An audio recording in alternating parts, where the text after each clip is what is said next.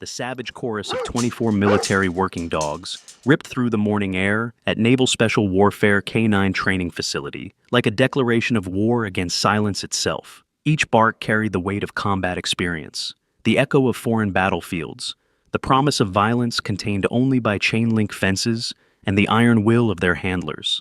Senior Chief Brick Holloway stood with his arms crossed in front of the main kennel compound, watching the small figure approach from the security checkpoint with the kind of contempt usually reserved for civilians who wandered too close to classified operations.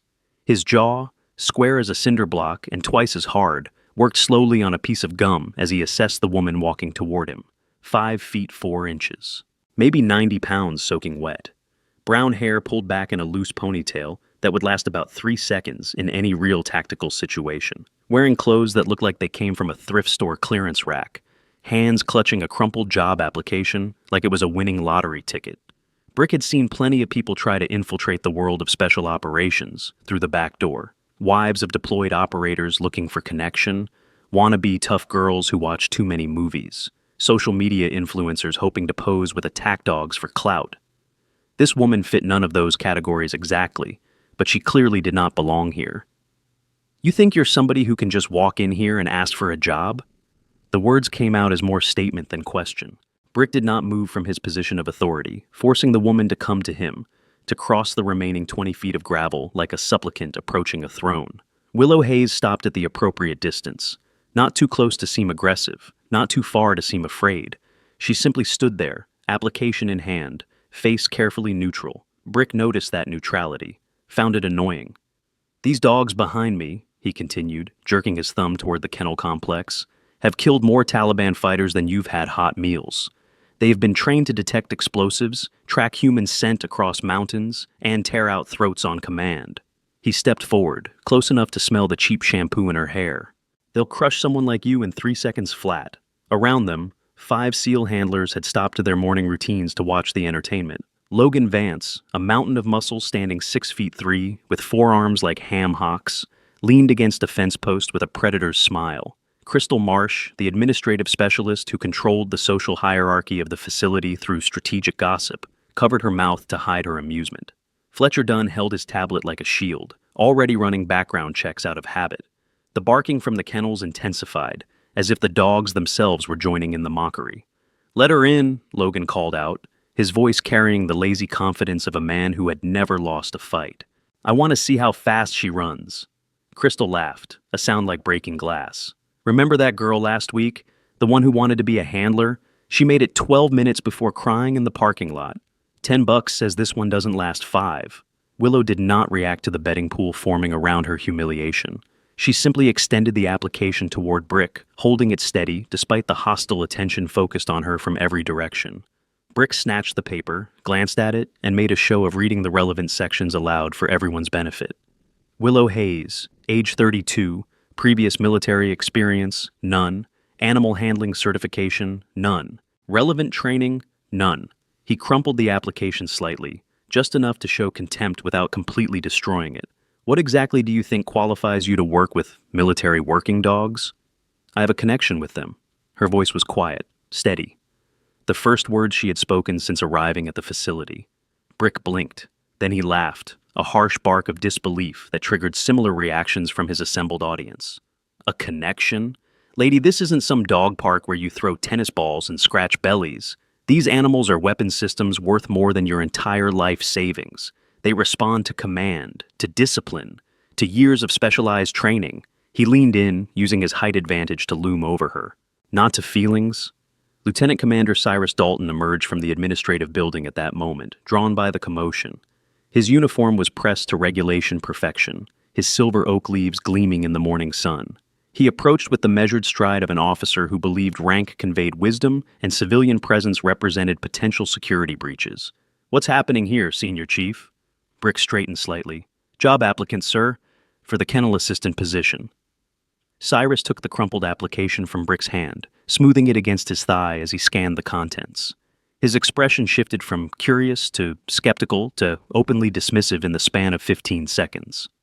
"No experience, no training, no background in military operations whatsoever." He looked at Willow, the way a professor might examine a student who had wandered into the wrong lecture hall. "Are you aware of what we do here, Miss Hayes?" "I have some understanding, sir."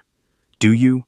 Do you understand that these dogs have deployment histories longer than most enlisted careers? That they've participated in operations you'll never read about in newspapers? That they're capable of actions you couldn't imagine in your worst nightmares?" Cyrus handed the application back to Brick. "This facility isn't a petting zoo. We don't hire based on enthusiasm or self-proclaimed spiritual connections with animals." Fletcher Dunn approached with his tablet, always eager to provide technical ammunition for rejection. "Sir, I've run a preliminary background check. She's clean, but completely unremarkable. No red flags because there's nothing there at all. No military family connections, no relevant employment history, no apparent reason for her to be here. There you have it." Cyrus nodded toward the main gate. "Thank you for your interest, Miss Hayes. Security will escort you out." Willow did not move. The dogs, which had been barking continuously since her arrival, suddenly fell silent. The change was so abrupt, so complete, that everyone froze. The facility existed in a constant state of controlled chaos, the soundtrack of barking and growling, as much a part of the environment as the Virginia humidity. Silence from the kennels was as unnatural as snow in August. Logan was the first to notice. "What the hell?" Brick turned toward the kennel complex, his trained instincts immediately alert for signs of danger. 24 dogs, all of them veterans of combat deployments, all of them conditioned to respond to specific stimuli with specific behaviors. None of them were supposed to fall silent simultaneously without a direct command. "Who gave the quiet order?" Brick demanded. "Which handler signaled them?" No one had. Every handler was accounted for, standing in confused clusters between the administrative building and the kennels. The dogs had simply stopped barking on their own.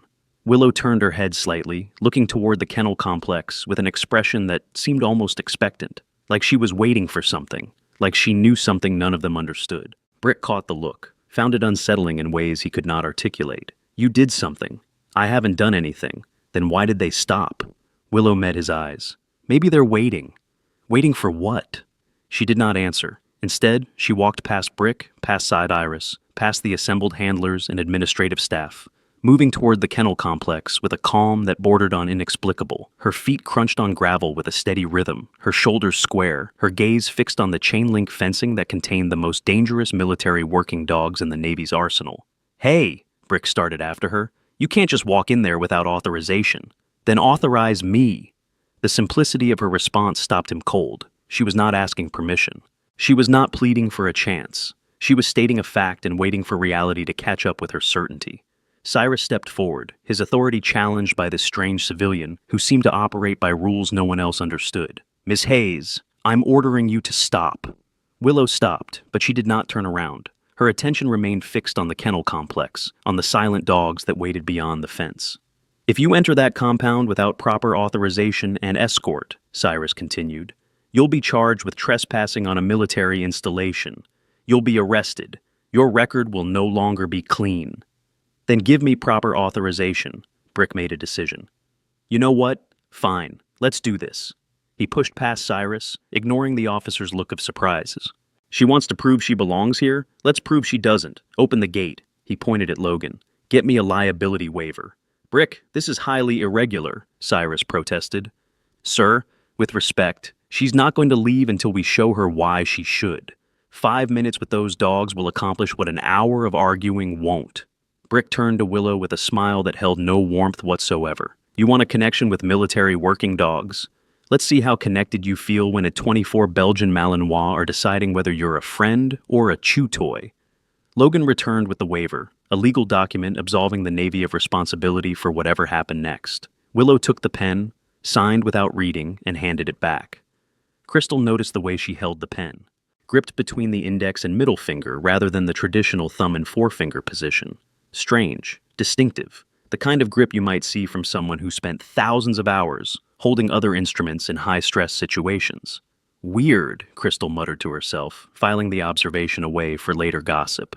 The gate to the kennel compound swung open with a metallic screech that seemed too loud in the unnatural silence.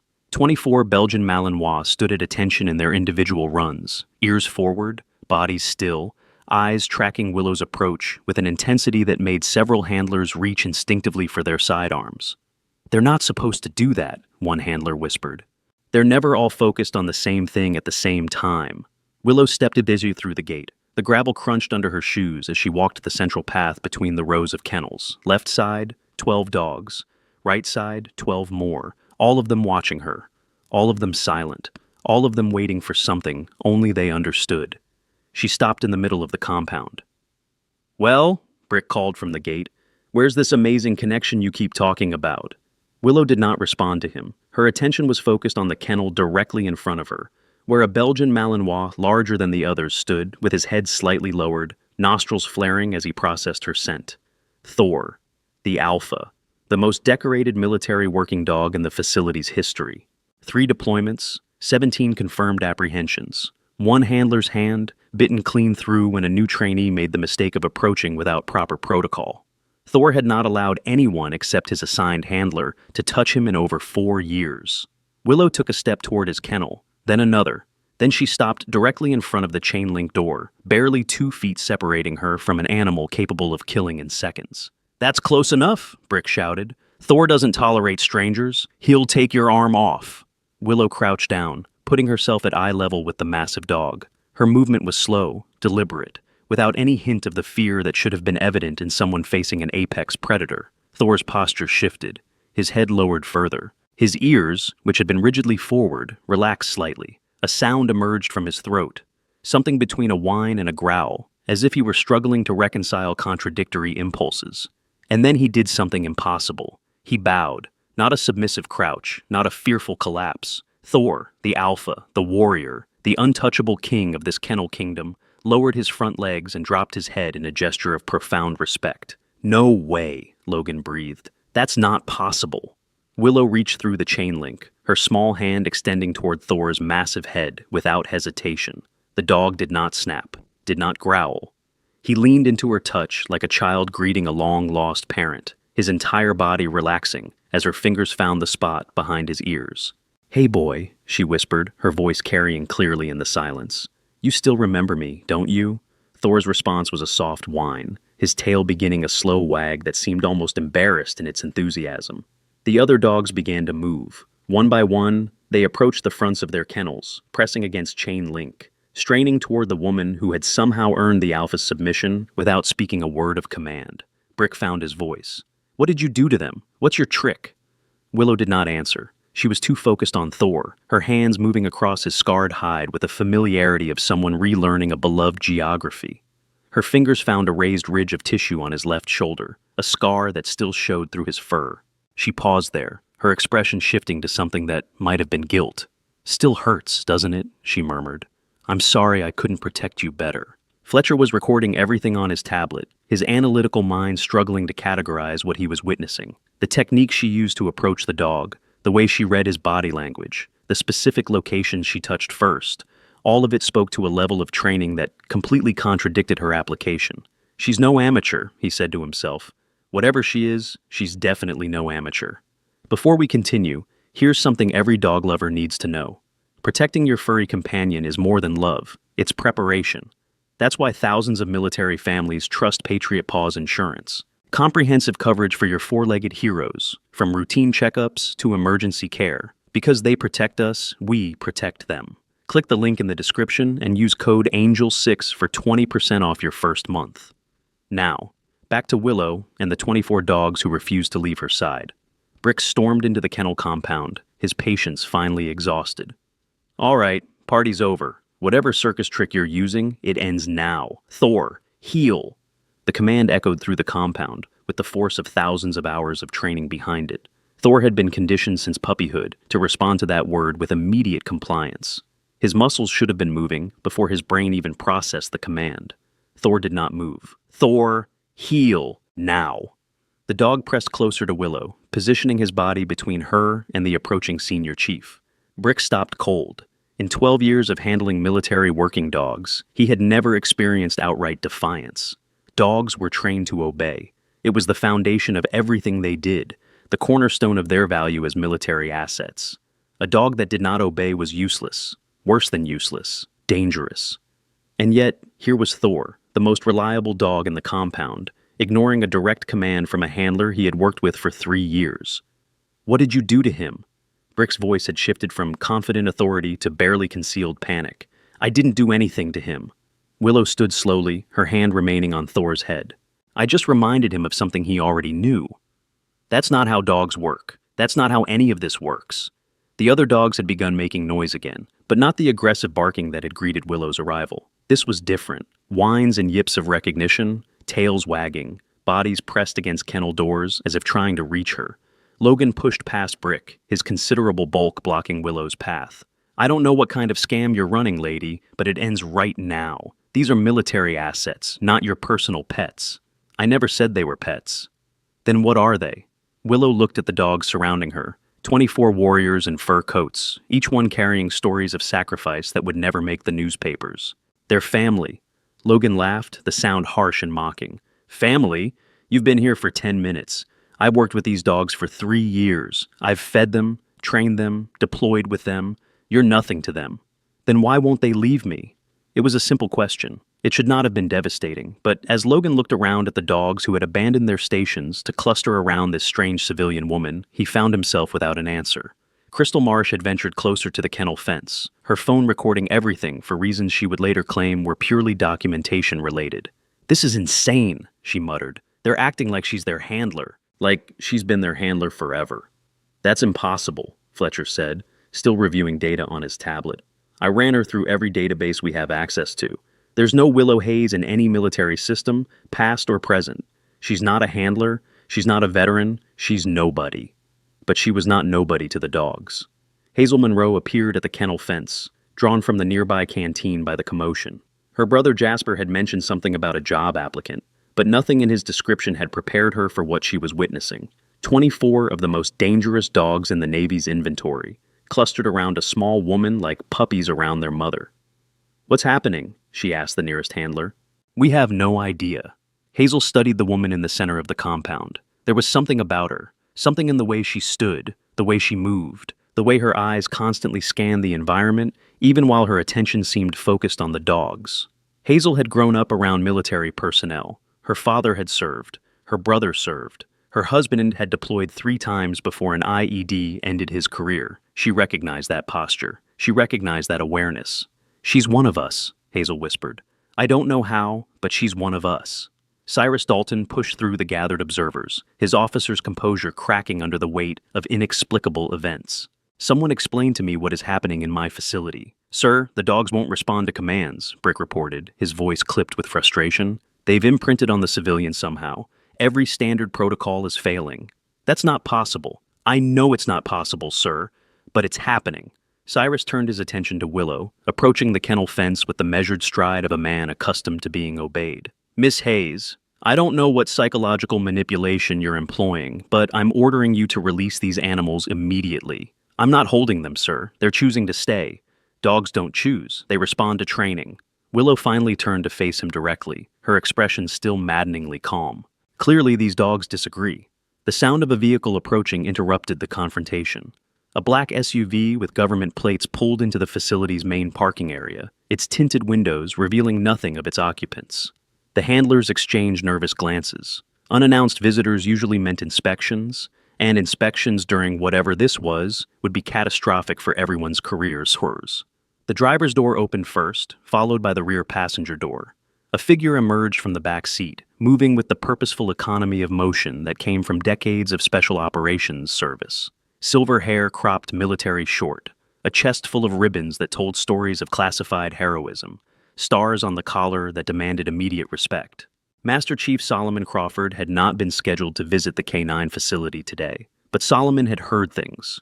Rumors, whispers on channels that technically did not exist, a name that should not have been spoken anywhere near Virginia Beach. He approached the kennel compound with a face carved from stone, revealing nothing of the war raging behind his eyes. "Master Chief on deck," someone shouted, and suddenly everyone was snapping to attention, their bodies responding to years of training, even as their minds struggled to process the morning's events. Everyone except Willow, who remained in the center of the compound, surrounded by dogs who still refused to leave her side. Solomon stopped at the kennel fence, his eyes scanning the impossible scene before him. 24 military working dogs, clustered around a civilian woman like a protective detail around a principal. Thor, the alpha, the untouchable, pressed against her leg like a personal bodyguard. And the woman herself.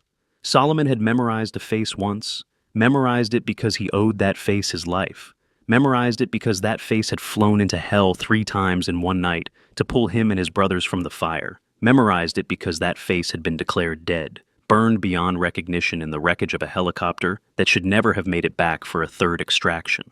The face had changed. Burns and surgeries and years of recovery had altered the geography, but the eyes remained the same. Those haunted, determined, impossibly calm eyes that had looked at him through the smoke and flame and said the words that still echoed in his nightmares. "I'll come back for the others."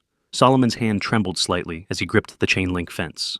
"Who has authorized this civilian's presence in the kennel compound?" Brick stepped forward. "Sir, she's a job applicant. We were demonstrating why she isn't qualified when the dogs began behaving unusually." "Unusually how?" "They won't respond to commands, sir. They've clustered around her and refused to disperse." Solomon's eyes never left Willow. "The dogs know something you don't, Senior Chief." "Sir, open the gate. I'm going in." "Master Chief, with respect, the situation is unstable. We don't know what she's done to compromise the dog's training." "She hasn't compromised anything." Solomon's voice carried a weight that silenced all further protest. "Open the gate." The gate swung open, and Solomon Crawford stepped into the kennel compound. The dogs parted for him, recognizing his authority, but they did not leave Willow's side. They simply made room for another person they deemed worthy of their circle. Solomon stopped 3 feet from Willow, close enough to see the fine scars that traced across her jaw and neck, the evidence of reconstruction that only trained eyes would notice, close enough to smell the faint hint of burn cream that never quite left skin that had been melted and rebuilt. "I know those eyes," he said quietly. His words meant only for her. "I've seen them before, in a place that doesn't exist, on a night that never happened." Willow did not respond, but something flickered across her face. Recognition. Acknowledgement. The shared language of people who had survived things that could not be spoken aloud. "Kandahar," Solomon continued. "November 13th, 2019. Operation Crimson Dawn." A muscle twitched in Willow's jaw. Thor pressed closer to her leg, sensing her tension. 47 SEALs trapped behind enemy lines. 24 K9 assets. Helicopter support requested but denied due to heavy anti-aircraft fire. Solomon's voice had dropped to barely a whisper. One pilot ignored the denial, flew into a hot zone that had claimed 17 aircraft that night, made 3 extractions when everyone else said it couldn't be done even once. Willow remained silent, but her breathing had changed, shorter, more controlled, the way a person breathes when they are holding back something enormous. "They called her Angel 6, Solomon said, "and they declared her dead when her helicopter finally went down." He took one more step closer, but the dogs never believed it. They've been waiting for her ever since. Outside the fence, the assembled handlers and officers exchanged confused looks. Angel 6 was a legend, a ghost story passed among special operations personnel. The pilot who had defied direct orders, defied impossible odds, defied death itself to save American lives. The memorial at Fort Bragg bore her name. The classified after-action reports credited her with the largest single-mission extraction in the history of the 160th Special Operations Aviation Regiment, and according to every official record, she had been dead for 6 years. Fletcher was the first to act, his fingers flying across his tablet as he accessed databases deeper than any civilian should know existed. "This doesn't make sense," he muttered. "There's no connection between Willow Hayes and Angel 6. No connection at all unless—" His voice trailed off as classified files began populating his screen. "Holy cow!" "What?" Crystal demanded. "What did you find?"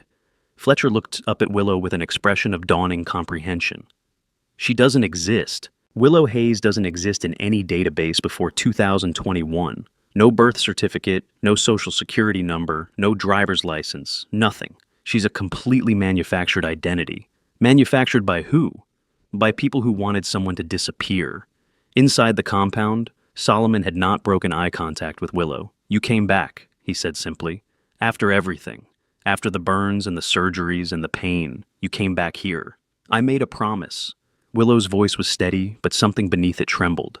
"I told them I would come back. The dogs. They were trapped with us. When the helicopter went down the 3rd time, when everything was burning." She paused, her hand finding Thor's head instinctively.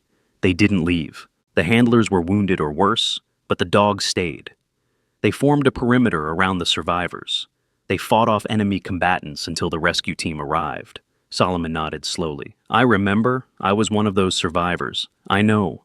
You saved my life. I was doing my job. Your job was supposed to get you killed.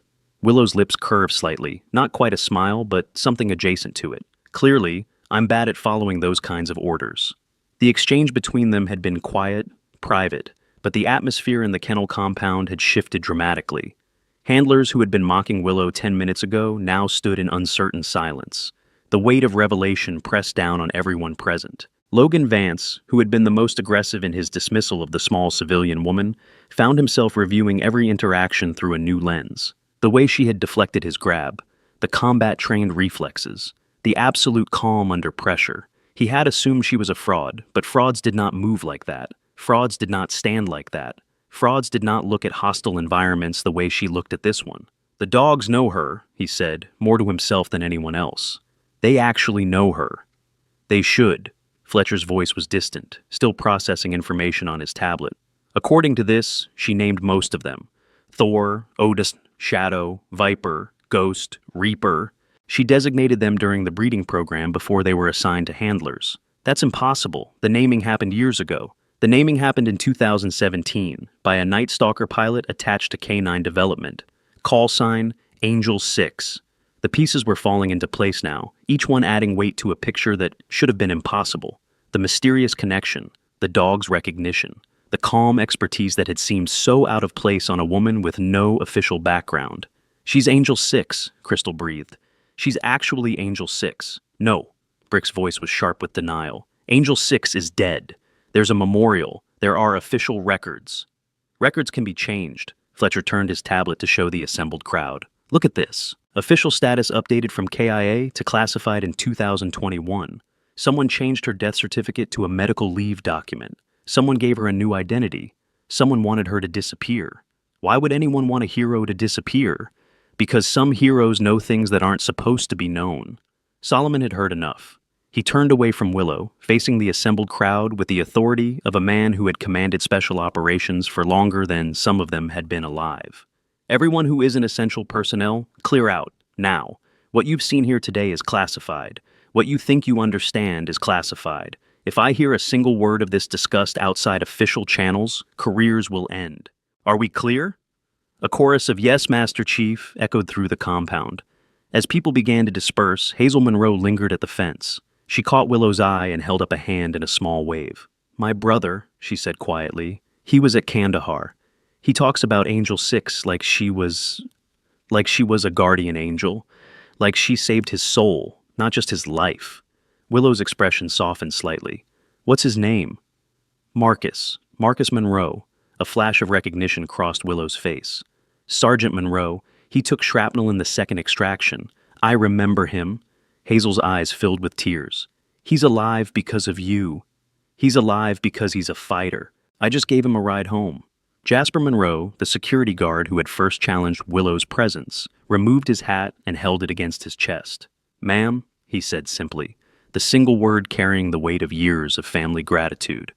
Willow nodded once, acknowledging the gesture without dwelling on it. She had not come here for recognition. She had not come here for thanks. She had come here for the 24 silent witnesses who now pressed against her legs, their bodies warm with life that she had helped preserve. Master Chief, she said, turning back to Solomon, I didn't come here to cause problems. I just wanted to see them again. You've seen them. I know. She looked down at Thor, whose intelligent eyes seemed to hold understanding far beyond canine capacity. I should probably go. And where would you go? The question hung in the air between them, heavy with implication. Willow Hayes had no official existence. The woman she had been before was legally dead. The woman she had become was a manufactured identity with no history, no connections, no place in the world. Except here. Except with the dogs, who had never forgotten her. I hadn't thought that far ahead, she admitted. Then don't. Solomon made a decision. These animals haven't responded to handlers properly since they got back from Kandahar. Every behavioral specialist we've brought in has failed. Every approach we've tried has fallen short. They've been waiting for something. Someone, Willow corrected quietly. Someone, Solomon agreed. They've been waiting for someone. And that someone just walked through our front gate. He reached out. offering his hand in a gesture that was part greeting, part truce, part acknowledgement of debts that could never be repaid. "Welcome to the K9 facility, Miss Hayes. Consider yourself hired." Willow looked at his hand for a long moment, then she took it. Outside the fence, the remaining handlers and staff watched in silence as their world realigned around a new reality. The woman they had mocked, dismissed, challenged, and threatened was not a fraud or a wannabe or a delusional civilian playing at military games. She was a legend made flesh, and she had come home.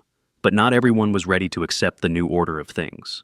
Brick Holloway stood apart from the others, his arms crossed, his face a mask of carefully contained conflict. He had built his career on being the best handler in the facility. He had trained dogs that had saved lives and taken them.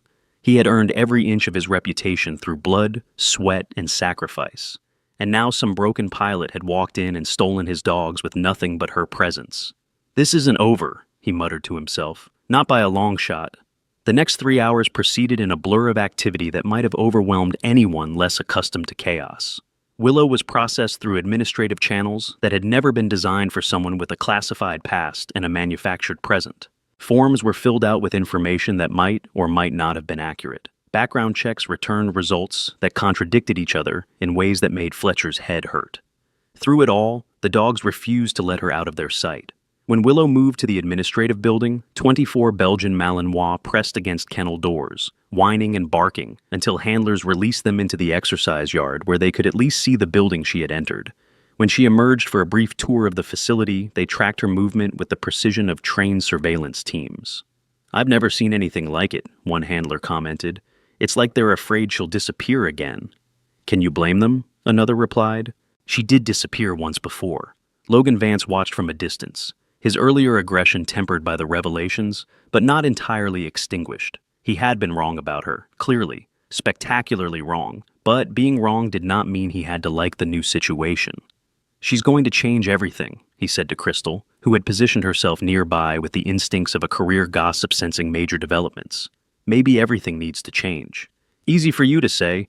You're not the one who's going to have to explain to command why the dogs listen to a civilian better than they listen to trained handlers."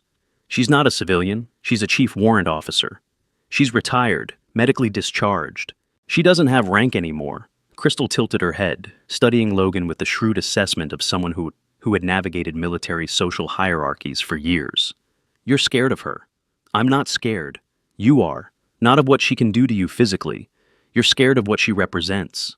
Crystal nodded toward the exercise yard, where Willow had finally joined the dogs who had been tracking her movements. She walked into fire to save people she had never met, 3 times, in one night. When everyone else said it was suicide, a small smile played at her lips.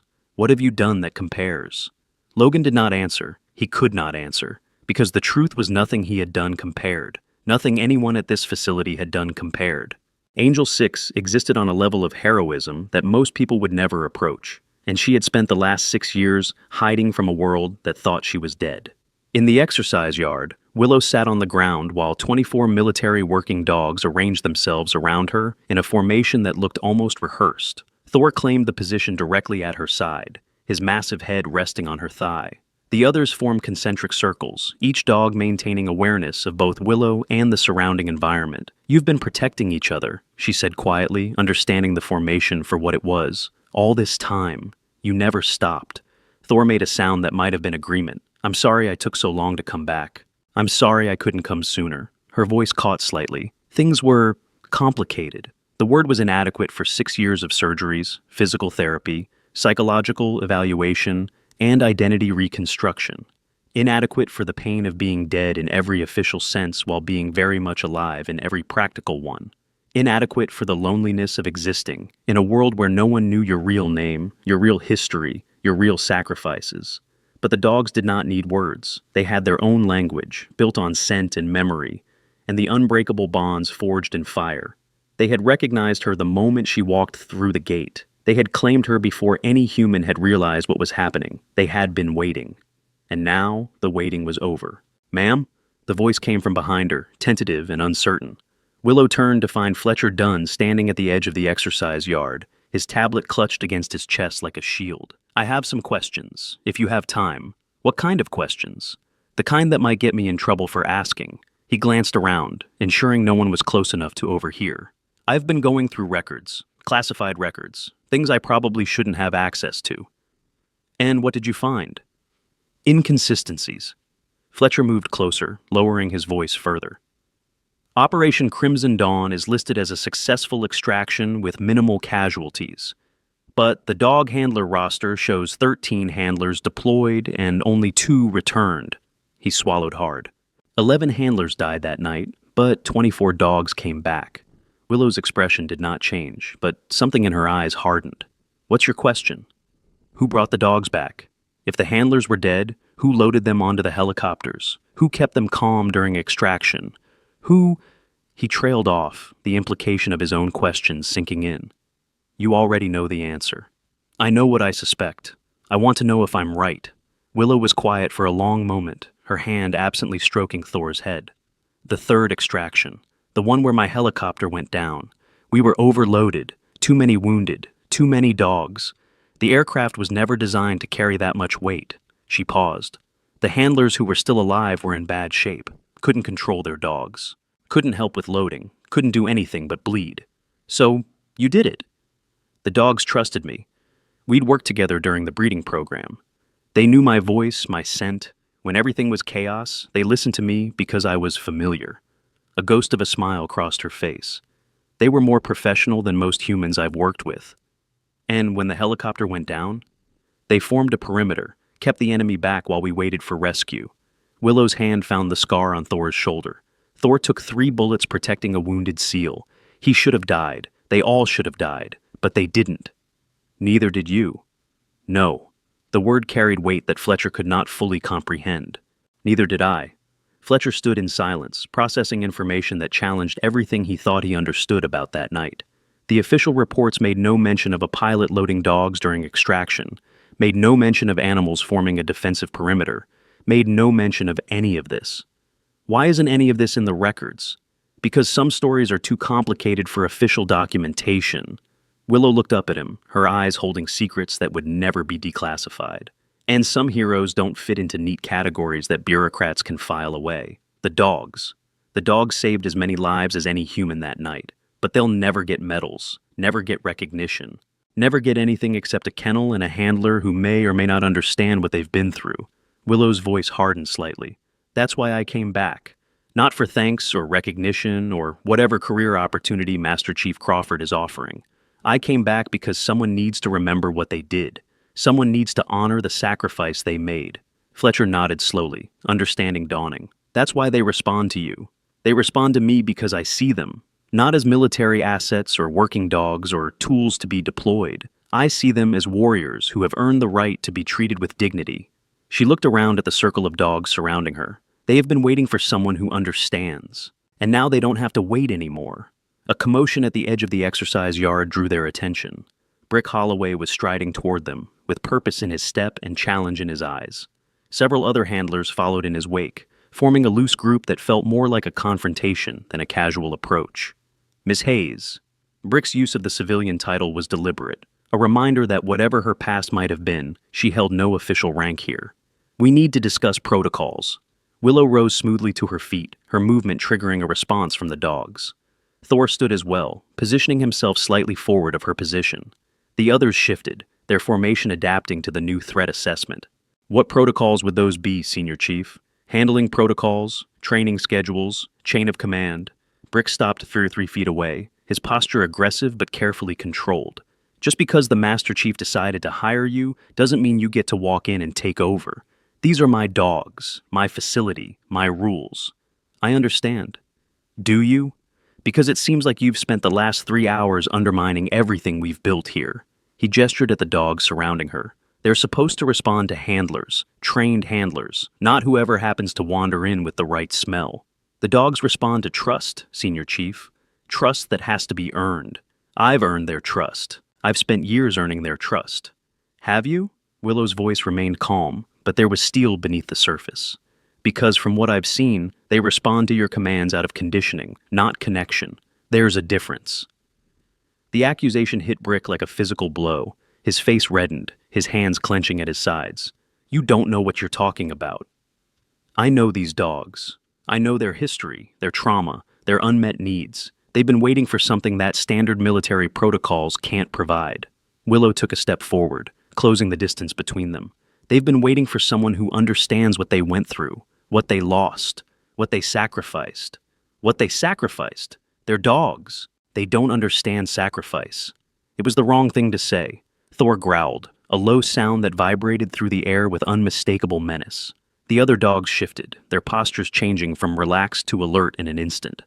Tell that to Thor, Willow said quietly. He took 3 bullets protecting a wounded human. Tell that to Shadow, who lost her handler and still dragged his body to safety. Tell that to the 11 dogs in this yard who survived injuries that would have ended their careers if anyone had been paying attention to their medical needs. Brick opened his mouth to respond, but no words came. These animals gave everything, Willow continued. And in return, they got a kennel and a training schedule and handlers who see them as equipment instead of partners. Her voice softened slightly, losing some of its edge. I'm not here to take over, Senior Chief. I'm here to help them heal. If you want to be part of that, I'd welcome your expertise. But if you're going to stand there and tell me that dogs don't understand sacrifice, then you don't understand them nearly as well as you think you do. The silence that followed was broken only by the soft sounds of dogs breathing, waiting, watching the confrontation with intelligence that seemed almost human. Logan stepped forward from the group of handlers, his massive frame casting a shadow across the dusty ground. She's right. Brick turned, surprise evident in his expression. What? She's right.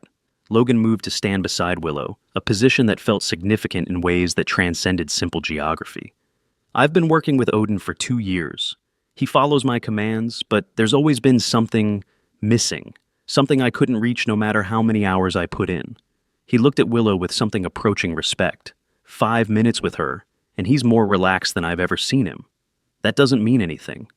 It means something to him. Logan nodded toward the massive Belgian Malinois who had positioned himself at Willow's right side. Look at him, Brick. Really look at him. When's the last time you saw any of these dogs that calm? Brick looked.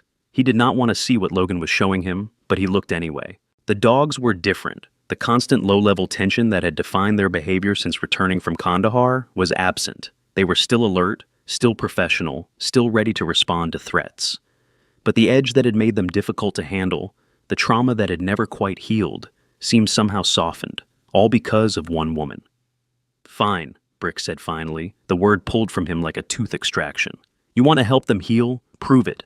Show me what you can do that we can't. What did you have in mind? Combat readiness assessment. Tomorrow morning. 0600 hours. Brick's jaw tightened. We run the dogs through standard evaluation protocols. Aggression response, command compliance, stress tolerance.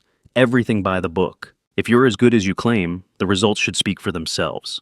And if the results are good, then maybe you've earned the right to an opinion about how we run things here. And if they're not, Brick smiled, the expression not reaching his eyes. Then you go back to wherever you came from, and we forget this ever happened. Willow considered the challenge for a long moment. Behind her, Thor made a sound that might have been encouragement or warning or both. Around her, 24 dogs waited for her decision with patience born of trust. 0600, she said finally. I'll be here. Brick nodded once sharply, then turned and walked away. The other handlers followed, their expressions a mixture of anticipation and uncertainty. They had all been shaken by the day's revelations, their understanding of the facility and its operations fundamentally altered by the arrival of a legend they had thought was dead. Tomorrow would determine whether that legend was fact or fiction. Fletcher lingered after the others had gone, his analytical mind clearly struggling with questions that demanded answers. Why did you agree to that? Because he needs it. He needs what? To understand. Willow watched Brick's retreating form with something this might have been sympathy. He's built his entire identity around being the best handler here, the expert, the authority, and now someone has walked in and shown him that expertise isn't everything. She turned back to Fletcher. That's threatening. It makes people defensive. Sometimes the only way through defensive walls is to meet them where they are. And if the assessment goes badly, it won't. How can you be sure? Willow looked down at Thor, who was watching her with unwavering attention. Because these dogs have been waiting 6 years for someone to believe in them, someone to see what they're capable of, someone to help them become what they were always meant to be. A small smile crossed her face. Tomorrow, they're going to show everyone exactly what that means. The sun was beginning to set over the K9 facility, painting the sky in shades of orange and red that seemed almost too dramatic for reality. Willow remained in the exercise yard, surrounded by dogs who showed no inclination to leave her side, even as handlers called them for evening feeding. "They're going to have to eat eventually," Crystal commented from her position at the fence. She had been watching for the past hour, her earlier mockery replaced by something closer to fascination. "They'll eat when they're ready. You're different than I expected." Willow glanced up. "What did you expect?" "I don't know. Someone more aggressive, maybe? More in your face about who you are and what you've done." Crystal shrugged. "Most heroes I've met can't wait to tell you about their heroism. Most people you've met aren't actually heroes." "Fair point." Crystal was quiet for a moment. "Can I ask you something?" "You can ask. Why did you really come back?" "Not the official reason. The real one." Willow was silent for a long time, her fingers absently tracing patterns in Thor's fur. When she finally spoke, her voice was softer than Crystal had ever heard it. "I died on that helicopter. Not legally, not medically, but in every way that mattered." She paused. "The person I was before Kandahar stopped existing when the flames took her. The surgeries rebuilt my face. The therapy rebuilt my mind, but some things can't be reconstructed." "What things?" "Purpose, connection, meaning." Willow looked up at the darkening sky. "I spent 6 years being nobody, living under a fake name, working jobs that didn't matter, existing without really being alive. And the whole time I kept thinking about them, about the dogs, about whether they were okay, whether they remembered. And I finally realized that the only way to find out was to stop hiding." A ghost of a smile crossed her face. "So I filled out a job application like any other civilian, drove across the country, and walked through the front gate of a military facility where I'm technically not supposed to exist." She shrugged. "It's not the most elegant plan, but it worked." Crystal found herself unexpectedly moved by the simple honesty of the answer. "You know tomorrow's assessment is going to be brutal, right? Brick doesn't play fair when his ego is on the line." "I know. And you're still going to go through with it?" "I don't have a choice." Willow stood, her movement triggering a ripple of response through the surrounding dogs. "These dogs have been waiting long enough. Tomorrow, one way or another, the waiting ends." Night fell over the K9 facility with the gradual inevitability of military routine. Handlers completed their evening rounds. Dogs were fed, watered, and secured in their kennels. The administrative building went dark as staff headed home to families and responsibilities that existed outside the fence. Willow remained in the exercise yard. She had been offered quarters in the visiting personnel building, a small room with a bed and a bathroom, and nothing that felt like home. She had declined politely, explaining that she preferred to stay with the dogs for their first night together in 6 years. No one had argued with her. Now she sat in the darkness, surrounded by animals who had chosen her over comfortable kennels and regular meals. They had arranged themselves in the same protective formation as before, their bodies creating a living barrier between her and the world. "You're going to get me in trouble," she murmured to Thor, who had pressed himself against her side with unmovable determination. "They're going to say I'm undermining training protocols, encouraging bad behavior." Thor made a sound that conveyed supreme indifference to the opinions of humans who were not Willow. "I missed you too, boy." The stars emerged one by one, a scattering of light across the Virginia sky that reminded Willow of different nights under different skies. Kandahar, the mountains, the sound of rotors and gunfire, and dogs howling in defiance of death itself. She had tried not to think about that night for 6 years, had buried the memories under layers of pain medication and psychological counseling and the deliberate construction of a new identity. But being here, surrounded by the survivors, brought everything rushing back with a clarity that was almost unbearable. The first extraction had been textbook perfect. 17 SEALs, 6 dogs, loaded and airborne before the enemy could mount an effective response. The second extraction had been harder. Anti-aircraft fire had increased, the Taliban recognizing the pattern and positioning assets to counter it. Willow had taken hits to her fuselage that should have forced her to abort. She had kept flying anyway. The third extraction had been impossible. By then, the enemy knew exactly where she would be and when. They had concentrated everything they had on that single point, creating a kill zone that no aircraft should have survived. Command had ordered her to stand down, to wait for ground forces, to let the remaining SEALs and dogs take their chances until morning brought air support. She had ignored the order. She had ignored it because she could hear them on the radio. The SEALs calling out coordinates, begging for extraction, their voices growing weaker as ammunition ran low and casualties mounted. And beneath their voices, she could hear the dogs, howling, fighting, refusing to leave their handlers even as the handlers died around them. She had flown into that kill zone knowing she would probably never fly out. She had been right. The helicopter had taken catastrophic damage on approach. Engine fire, control system failure. Emergency procedures that existed only in training manuals, written by people who had never actually faced what she was facing. She had somehow landed the burning aircraft, somehow gotten the survivors loaded, somehow lifted off one final time. And then gravity and physics and the accumulated damage of 3 impossible missions had finally caught up with her. The crash had killed her co-pilot instantly, had killed 3 of the SEALs she was trying to rescue, had ignited fuel that turned the wreckage into an inferno that consumed everything it touched, including her. Willow reached up unconsciously, her fingers tracing the scars that mapped her neck and shoulder. The burns had been extensive, 3rd degree, deep enough to require years of skin grafts and reconstruction, deep enough to change her face into something her own mother would not recognize, deep enough to give her a new identity without trying. "I should be dead," she whispered to the dogs who surrounded her. "By every reasonable measure, I should be dead, but I'm not, and for a long time, I couldn't figure out why." Thor lifted his head, his dark eyes fixed on her face with an intensity that seemed to demand an answer. "I think I came back for you," she said softly. "I think that's why I survived when I shouldn't have, because there was something left to do, someone left to protect." She did not know if the words were true. She did not know if anything she believed about her survival made sense. But surrounded by 24 dogs who had waited 6 years for her return, she found that truth mattered less than faith, and she had faith in them. The night deepened around them, and eventually, exhaustion claimed what anxiety could not defeat. Willow slept surrounded by warm bodies and watchful eyes, protected by warriors who had never stopped believing she would come home. Quick pause here. If you're enjoying this story, do me a huge favor. Hit that subscribe button and the notification bell. We release stories like this every week, and trust me, you don't want to miss what happens when the military dogs make their choice. Also, drop a comment below. Have you ever seen an animal recognize someone before humans did? I read every single comment. Now, let's see what happens when Willow enters the kennel. 0530 came with the gray light of pre-dawn and the sharp sound of boots on gravel.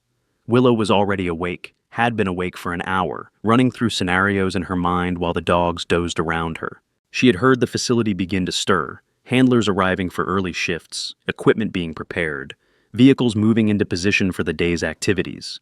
The assessment was coming. "You ready for this?" she asked Thor, who had risen the moment she stirred.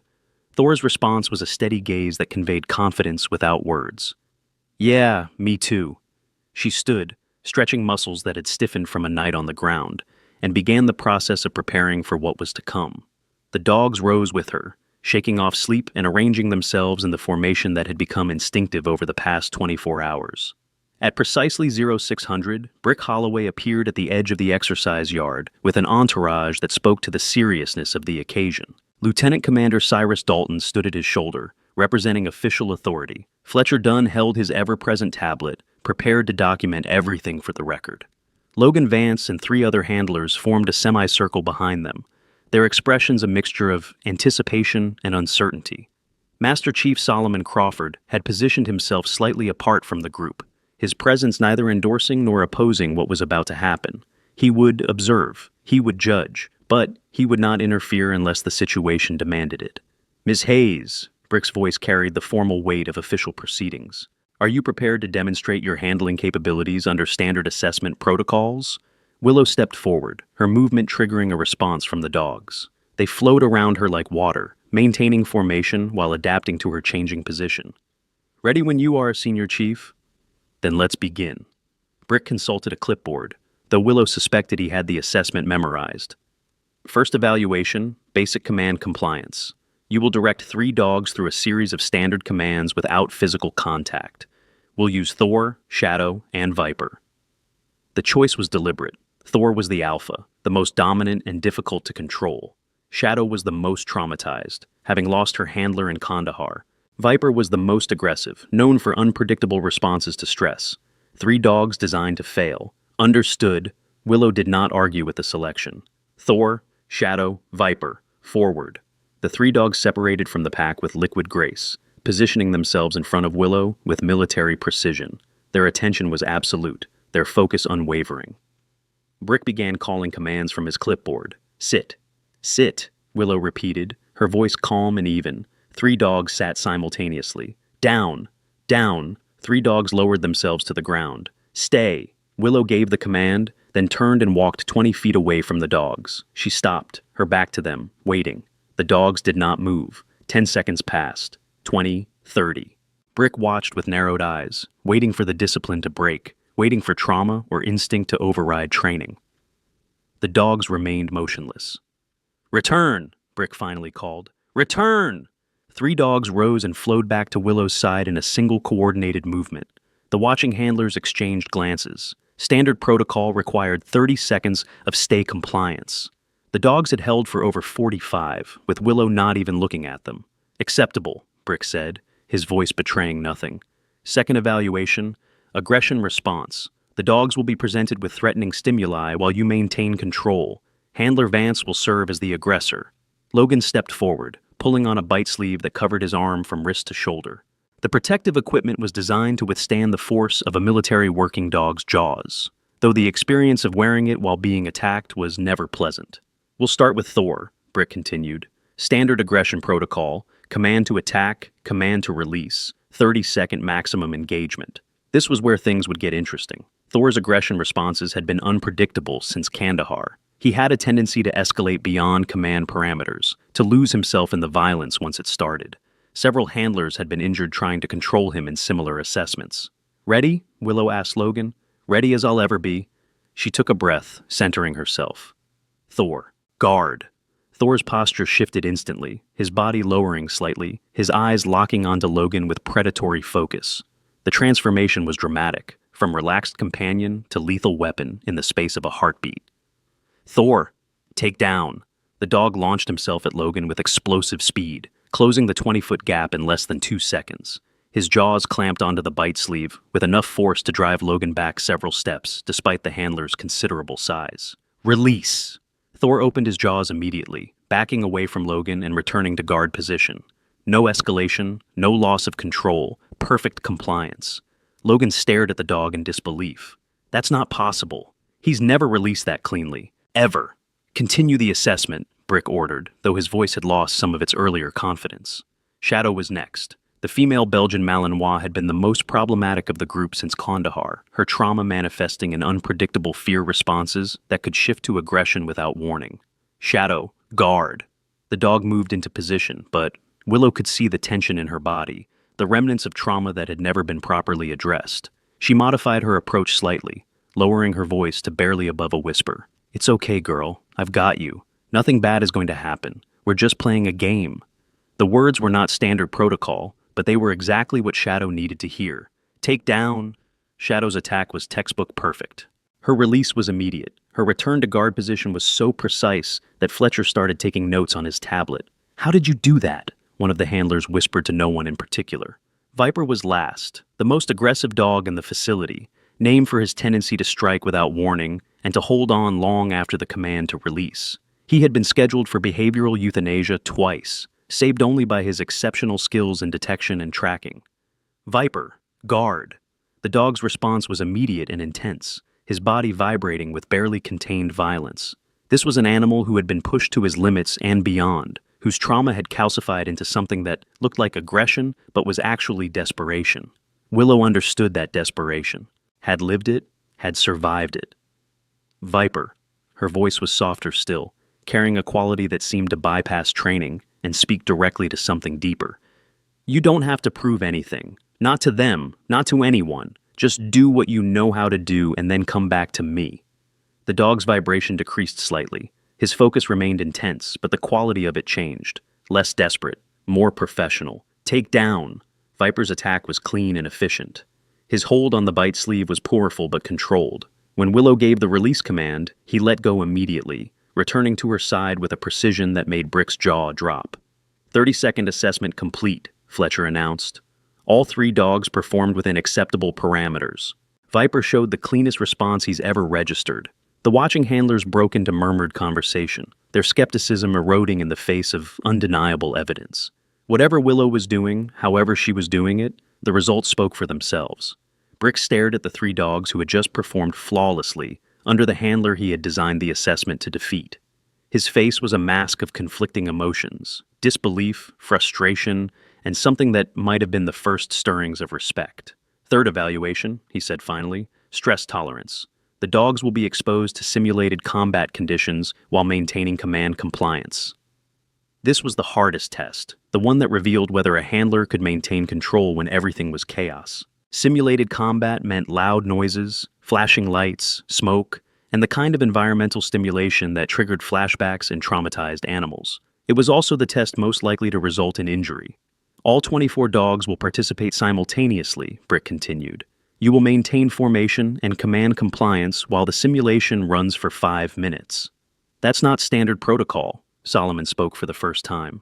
Standard stress tolerance uses individual dogs, not the entire pack. Miss Hayes claims she has a special connection with these animals. Let's see how special that connection really is. Brick's smile held no warmth. Unless she wants to withdraw, Willow looked at the dogs surrounding her, at the 24 warriors who had waited 6 years for her return. Let's do it. The simulation began with the sharp crack of simulated gunfire. Speakers positioned around the exercise yard pumping out the sounds of combat at volume levels designed to overwhelm. Strobe lights flickered, casting chaotic shadows across the ground. Smoke machines pumped artificial fog that reduced visibility to 10 feet.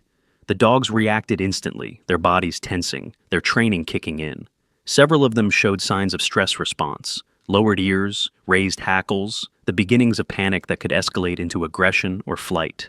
Willow did not try to shout commands over the noise. She did not try to physically control dogs who were spinning toward chaos. Instead, she dropped to one knee, placed her hands palm down on the ground, and began to breathe. Deep, slow breaths, the kind of breathing that soldiers learned to control heart rate during combat, the kind of breathing that dogs could sense and respond to instinctively. "With me," she said, though the words were barely audible over the cacophony. "All of you, with me." The dogs began to move, not away from her, not toward the sources of perceived threat, but toward her.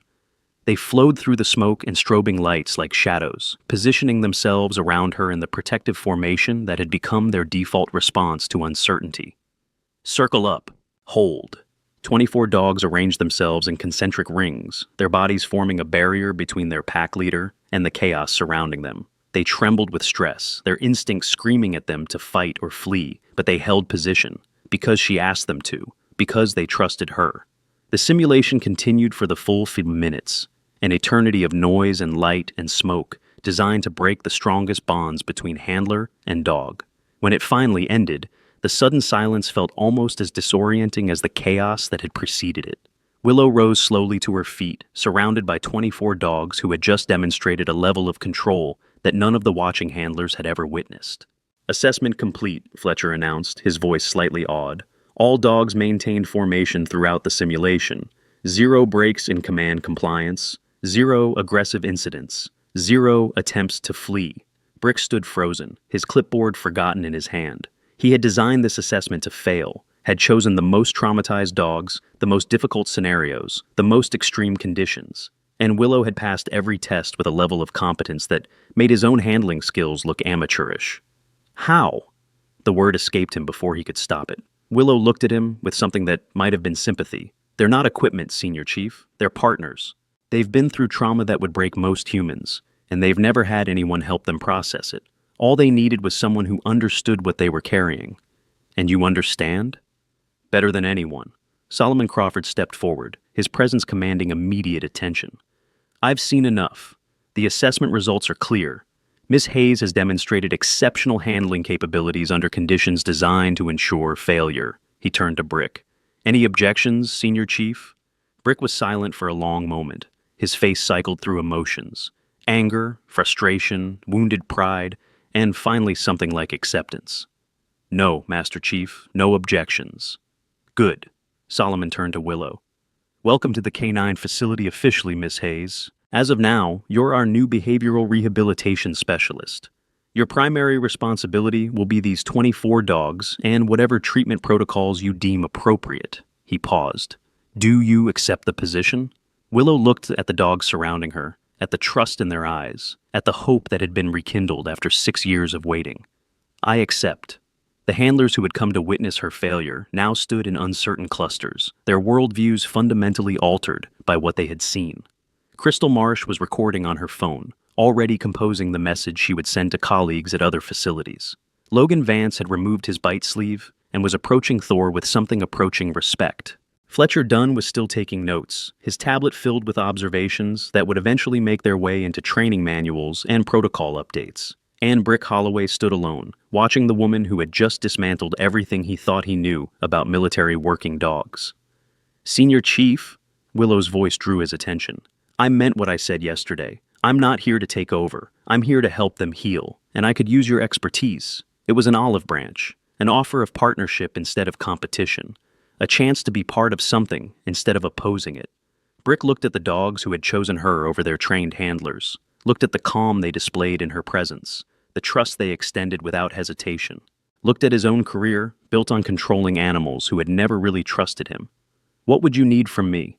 Your knowledge of their individual histories, your observations about their behavior since Kandahar, your willingness to try new approaches when old ones aren't working. Willow extended her hand. Partnership, Senior Chief, not competition. Brick stared at her hand for a long moment, then slowly he reached out and took it. All right, Miss Hayes, partnership. A ripple of relief seemed to pass through the assembled handlers. The tension that had dominated the facility since Willow's arrival began to dissipate, replaced by something that felt like possibility.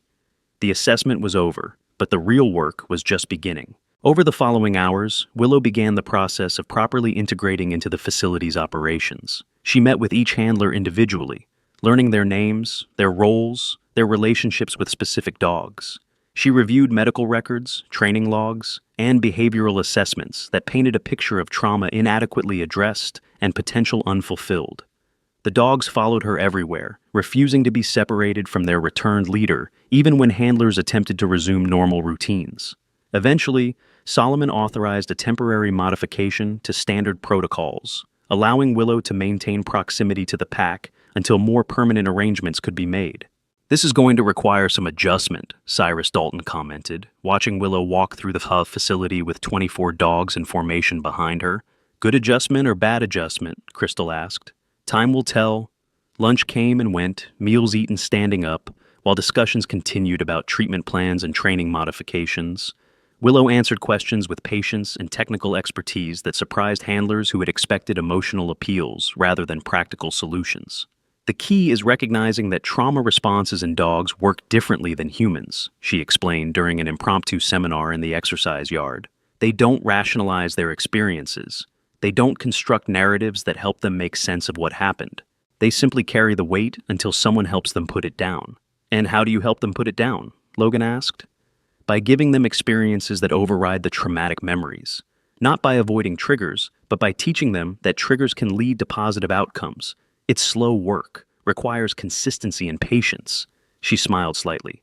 And it requires handlers who see them as more than equipment. The afternoon brought a visitor that surprised everyone. A black sedan pulled into the facility's parking area, its government plates and tinted windows announcing importance before anyone emerged.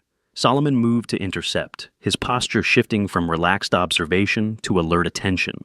The rear door opened, and a figure stepped out that made every military person present instinctively straighten. Admiral Theodore Richardson, SOCOM Command. 3 stars that represented authority over every special operations unit in the military. A face that had appeared in classified briefings and secure communications for decades. Master Chief Crawford.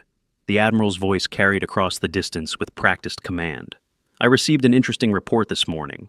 Something about a ghost walking into a canine facility and taking command of an entire pack of military working dogs. Solomon saluted. Sir, the report would be accurate. Then I'd like to meet this ghost. The Admiral walked into the facility like he owned it, because in a very real sense, he did. Every special operations asset, every piece of equipment, every person in uniform answered ultimately to his authority, including the woman who had been dead for 6 years. Willow watched him approach from her position in the exercise yard. The dogs had arranged themselves around her in their standard formation, though their postures suggested wariness rather than hostility. Miss Hayes? The Admiral stopped at a respectful distance, studying her with eyes that had assessed threats across multiple continents. Or should I say, Chief Warrant Officer Hayes? I don't hold rank anymore, sir, medically retired. So the paperwork claims. He nodded toward the dogs surrounding her. Impressive. I've read the assessment results. Never seen anything like it. They're exceptional animals, sir. They are, and apparently they're also exceptional judges of character. The Admiral's expression softened slightly. I've been looking for you for 4 years, Miss Hayes, ever since we discovered that your death certificate had been altered to a medical discharge. Someone wanted me to disappear, sir. I've never been entirely certain who. Neither have we, which is one of the reasons I'm here. He gestured toward the administrative building. I'd like to discuss your future. If you're amenable, we have resources, opportunities, the kind of positions that don't officially exist for people whose capabilities match yours. Willow looked at the dogs, at Thor, who pressed closer at the mention of her leaving. With respect, Admiral, I didn't come back for a career opportunity. I came back for them. I understand, and I'm not asking you to leave them. The Admiral's voice held genuine warmth. I'm asking you to help us help them, and others like them. The K9 programs across all branches have been struggling since Kandahar. We need someone who understands the human-animal bond at the level you clearly do. What exactly are you proposing? A new initiative? K9 behavioral rehabilitation across special operations. You would design the protocols, train the trainers, establish standards that actually address trauma instead of just managing it. He paused. The dogs in this facility would be your first clients, and you would have complete authority over their treatment. It was an offer that would have been impossible to refuse for anyone who cared about military working dogs. Resources, authority, and the chance to make lasting change in how the military treated its four-legged warriors. Willow looked at Thor. The dog looked back with eyes that seemed to understand exactly what was being offered. I'll need time to consider it, sir. Of course. Take whatever time you need. The Admiral reached into his pocket and produced a card. My direct line. When you're ready to discuss specifics, call, day or night. He turned and walked back toward his waiting sedan, leaving behind an offer that could reshape Willow's entire future, and a past that was not yet finished revealing its secrets. The rest of the day passed in a blur of activity and adjustment. Handlers who had been skeptical in the morning were now actively seeking Willow's input on their dog's behavioral issues. Equipment was requisitioned. Schedules were modified. The entire facility seemed to be realigning itself around the new reality of her presence. Through it all, the dogs remained with her. Their trust had not wavered. Their faith had not been misplaced. Evening came, painting the sky in shades of amber and purple that seemed too beautiful for a place that trained instruments of war. Willow sat in the exercise yard, surrounded by her pack, watching the sun set over a facility that was beginning to feel like something other than a temporary stop. Ma'am? Hazel Monroe appeared at the edge of the yard, carrying 2 bottles of water and a sandwich wrapped in paper. Thought you might be hungry. You haven't eaten since this morning. Willow accepted the food with genuine gratitude. Thank you, Hazel. You didn't have to do that. Actually, I did. Hazel sat down nearby, close enough for conversation, but far enough to respect boundaries. My brother Marcus got back from his 3rd deployment last month. He's been having trouble adjusting, can't sleep, jumps at loud noises, drinks too much when he thinks no one's watching. I'm sorry to hear that. The thing is, ever since he heard you were here, he's been different, better. Hazel's eyes glistened in the fading light. He called me this morning, first time in weeks, said he wanted to come visit the facility, said he wanted to meet the woman who saved his life. I was just doing my job, Hazel. No, you were doing something more than a job. Hazel leaned forward with intensity. I've been around military families my whole life. I know the difference between duty and sacrifice. What you did that night, flying into fire 3 times when everyone told you to stand down, that wasn't duty. That was something else entirely. Willow was quiet for a long moment, watching the last sliver of sun disappear below the horizon. I hear them sometimes, at night, in my dreams. The voices on the radio, calling for extraction, the dogs, howling, the sound of bullets hitting the fuselage. She paused. I couldn't save everyone. No matter how many times I went back, there were always more, always someone else who needed help. You saved 47 SEALs, 24 dogs, everyone who was still alive when you made that first approach. I also lost 11 handlers, 3 SEALs in the final crash, my co-pilot. Willow's voice grew distant. Sometimes the math doesn't add up. Sometimes saving lives still means watching others die. But you kept going back. Yes. Why? The question hung in the air between them, simple and impossible at the same time. Why does anyone choose certain death for uncertain reward? Why does anyone fly into fire when every instinct screams retreat? Why does anyone sacrifice everything for people they have never met? Because they were waiting for me, Willow finally said. The seals, the dogs. They were trapped in hell, and they were waiting for someone to come get them. And I was the only one left who could. She looked at Thor, who had rested his head on her thigh during the conversation. I made them a promise that night, when everything was burning and it looked like none of us were going to survive. I promised them I would come back, that I would find them again, no matter how long it took. A ghost of a smile crossed her face. It took 6 years, but I kept my word. Hazel wiped tears from her eyes. That's why they trust you. That's why they wouldn't leave you yesterday, no matter what the handlers ordered. They remember. Dogs have longer memories than people give them credit for. Apparently so do pilots. They sat in comfortable silence as darkness settled over the facility. The dogs had dozed off one by one, their bodies warm against Willow's legs and back and sides. Thor remained awake, his eyes reflecting the emerging stars with something that looked almost human. Ma'am? Hazel's voice was soft, hesitant. Can I ask you something personal? You can ask? The Admiral's offer. Are you going to take it? Willow considered the question. The answer should have been simple. A chance to shape policy, to help dogs across all branches, to turn her experience into something that could benefit thousands of animals and their handlers. But nothing about her life had been simple for 6 years. I don't know yet, she admitted. Part of me wants to stay here, be with them, build something small and meaningful instead of big and bureaucratic, she sighed. And part of me knows that staying small means leaving others to suffer. Other dogs who need help, other handlers who don't understand trauma, other programs that are failing because no one is willing to try something different. That sounds like a hard choice.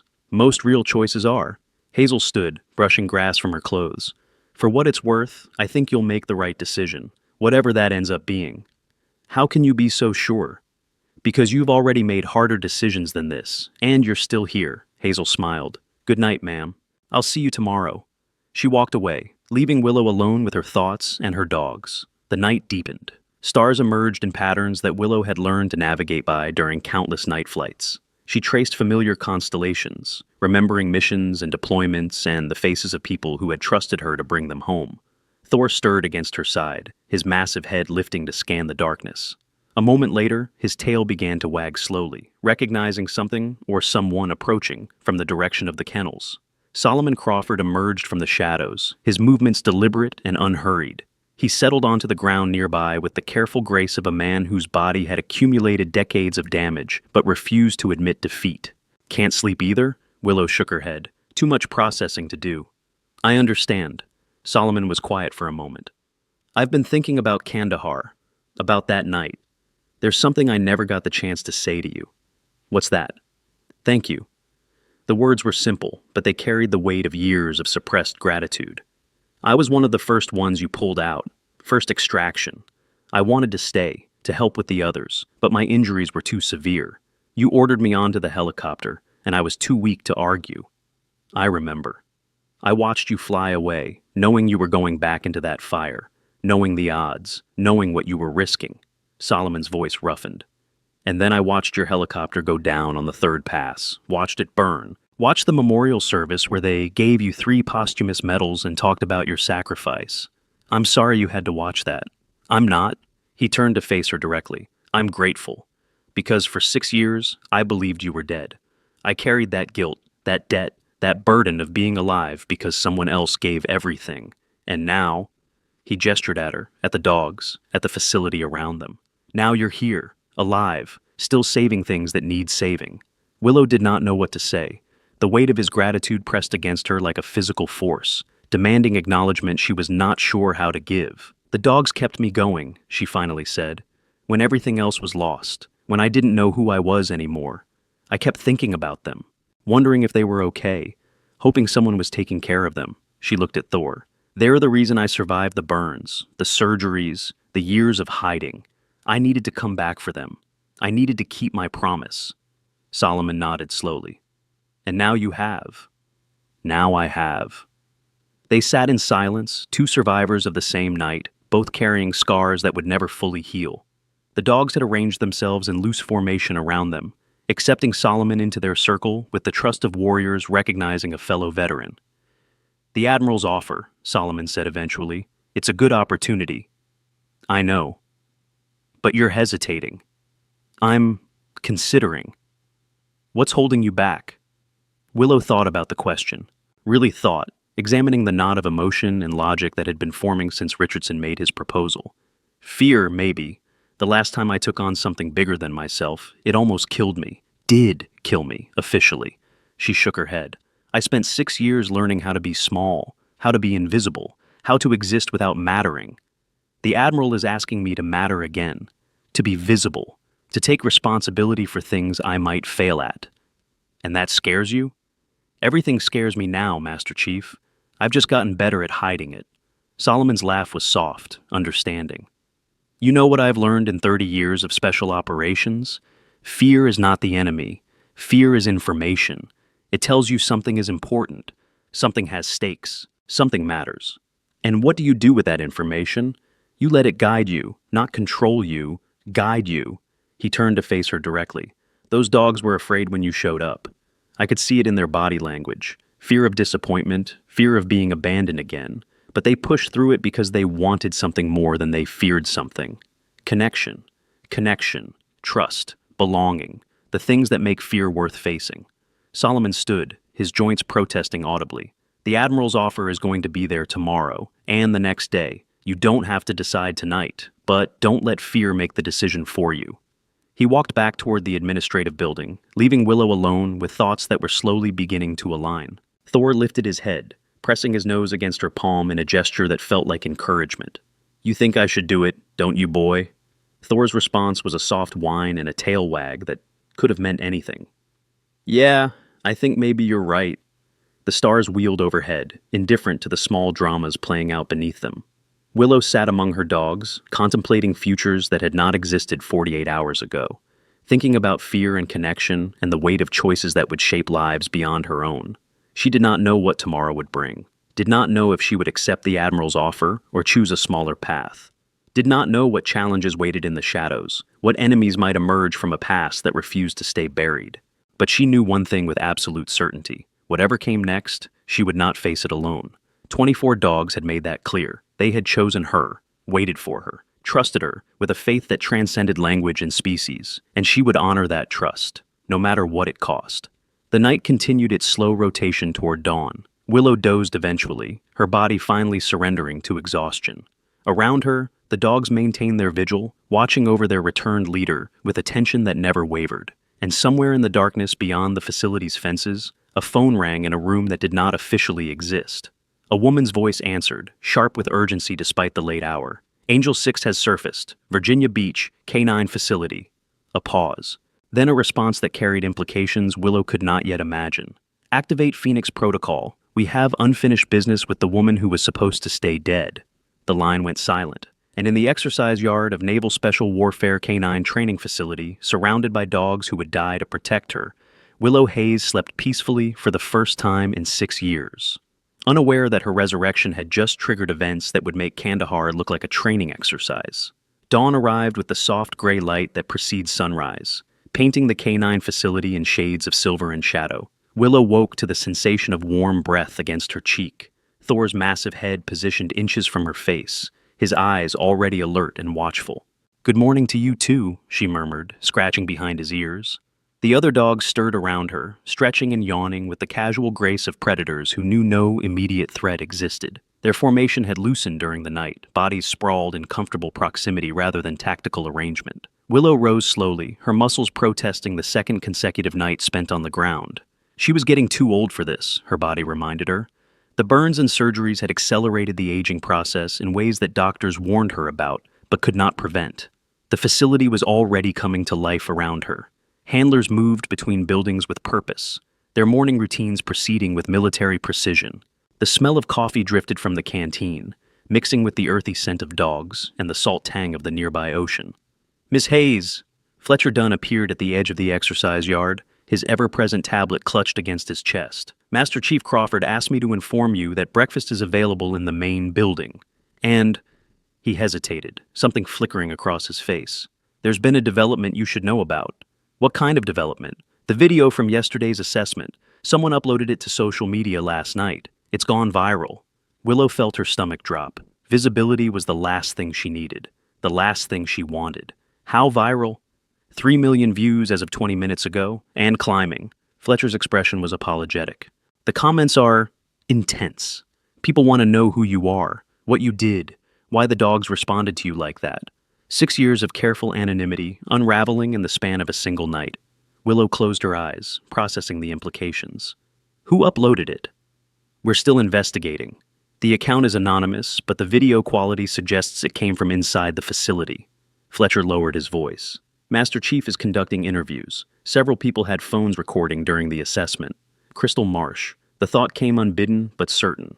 Crystal had been recording everything, her phone capturing moments that were never meant to leave the facility. I need to see the video. Fletcher handed over his tablet, the screen already showing the social media post. Willow watched herself walk through the kennel compound, watched Thor bow before her, watched 24 dogs abandon their training to cluster around a woman who should have been a stranger. The comments section was a mixture of awe, skepticism, and desperate curiosity. Who is this woman? Is this real? Those dogs act like they know her. This has to be staged. Someone identify her, please. The algorithm is pushing it hard, Fletcher explained. News outlets are starting to pick it up. We've had 3 requests for interviews in the last hour. Deny them all. Already done. But ma'am, he hesitated again. People are going to keep digging. Your manufactured identity might hold up to casual scrutiny, but if someone with resources decides to investigate, the sentence did not need finishing. Willow understood the implications perfectly. Her carefully constructed anonymity was crumbling, and there was nothing she could do to rebuild it. Where's Master Chief Crawford? Conference room. He's on a call with Admiral Richardson. Of course he was. The Admiral would have seen the video by now, would be calculating implications, managing fallout, deciding how to handle a situation that had spiraled beyond anyone's control. Willow made her way to the main building, the dogs flowing around her in their protective formation. Handlers stopped and stared as she passed, their expressions a mixture of respect and uncertainty. The video had changed things, had made her real in ways that yesterday's assessment had not. She found Solomon in the conference room, his phone pressed to his ear, his face carved in lines of tension. He looked up as she entered, held up a finger requesting patience, and continued his conversation. Yes, sir. I understand the concerns. We're implementing media blackout protocols now. No, sir. We haven't identified the source yet. Yes, sir. I'll inform her. He ended the call and sat down heavily, suddenly looking every one of his 58 years. The video. I've seen it. Admiral Richardson is concerned, not about you specifically, but about the attention. The K9 program has always operated with minimal public visibility. This kind of exposure creates complications. I didn't ask for exposure. I know, but it's here now, and we have to deal with it. Solomon rubbed his eyes with the weariness of a man who had dealt with too many complications over too many years. The Admiral still wants you for the rehabilitation initiative. More than ever, actually. He thinks your story, properly managed, could help the program rather than hurt it. My story is classified. Parts of it could be declassified. The heroic parts, the parts that make for good press. Solomon's voice held a note of distaste. You'd become a public figure. Interviews, appearances, the face of military working dog programs across all branches. The prospect was nauseating. Willow had spent 6 years avoiding exactly this kind of visibility, building a life that existed in shadows and silence. The idea of stepping into spotlights, of becoming a symbol instead of a person, felt like a betrayal of everything she had sacrificed. And if I refuse, then we bury it, deny everything, let the speculation die down naturally. Solomon met her eyes. But ma'am, I have to be honest with you. The people who wanted you to stay dead, whoever they are, they're going to see that video too. If they have resources, if they have reach, hiding becomes much harder when 3 million people are trying to find out who you are. The warning landed with the weight of truth. Willow had always known that her anonymity was borrowed time, had always suspected that eventually someone would come looking for the woman who was supposed to have died in a burning helicopter. She just had not expected eventually to arrive so quickly. I need time to think. Take what you need, but understand that decisions are being made with or without your input. Admiral Richardson is fielding calls from congressional oversight. The Secretary of Defense wants a briefing. People with stars on their collars are asking questions that require answers. Willow nodded, her mind already racing through possibilities and contingencies. She turned to leave, then paused at the door. Master Chief, the people who wanted me dead, do you know who they are? Solomon's expression flickered with something she could not quite identify. I have suspicions. Nothing concrete, but if you're asking whether I think the danger is real, he paused. Yes, I think someone went to considerable trouble to make you disappear, and I think they're not going to be happy that you've reappeared. The words hung in the air between them, heavy with implications that neither of them fully understood. Willow left the conference room and walked outside, needing air and space, and the grounding presence of the dogs who waited for her. They surrounded her immediately, pressing close with the instinctive understanding that something was wrong.